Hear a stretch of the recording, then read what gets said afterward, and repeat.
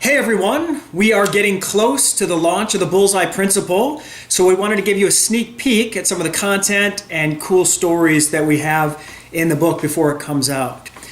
This one is from chapter 4. The chapter is entitled Communicate Like a Leader. And in that chapter, we give you the tools and techniques on how to be able to manage nerves when you're speaking in front of other people, how to have those difficult conversations, and how to project confidence even when you are not confident or you are not prepared.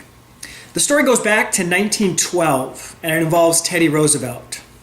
Now, Teddy Roosevelt was running for president, and he was in Milwaukee, Wisconsin at the Gilpatrick Hotel, where he was about to give a big speech to a crowd of supporters. In anticipation of the speech, Roosevelt had written it all out on 50 pages of paper, and he had rolled up his speech and put it inside the breast pocket of his jacket along with the case for his glasses. So he pulls up to the Gilpatrick Hotel and he starts to give this speech.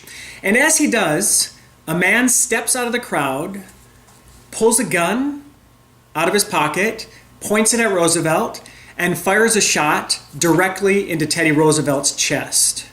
Now, the bullet went through his jacket, it went through that rolled up speech, and it went through that glasses case before it entered Roosevelt's chest.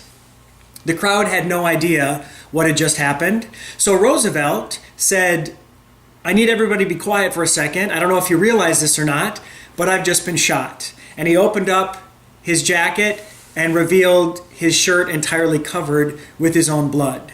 Now, at that point, most of us would go, "I'm out. I'm going to go to the doctor and get this taken care of." Not Teddy Roosevelt. Teddy Roosevelt knew how important it was for him to get this message out to all these people who had gathered to hear him speak. So he gave the entire 90-minute speech with a bullet lodged in his chest as blood is pumping from his wound. He gives the entire 90-minute speech, and at the end, he says to his assistants, "I think I need to go to the hospital now and get this taken care of." And he goes to the hospital and the doctors save his life. They take care of him and they tend to the wound. The lessons here are that is courage, right? That is courage from a speaker against all odds in the most difficult circumstances. He knew that he had to hit the bullseye with that audience. He had to get this message across to these people who had gathered to see him speak. And so he made it happen. All 90 minutes of the speech with a bullet lodged in his bleeding chest. So that's just one of the stories that we've got in the book. Check it out on Amazon.com. More to come. Thanks for listening.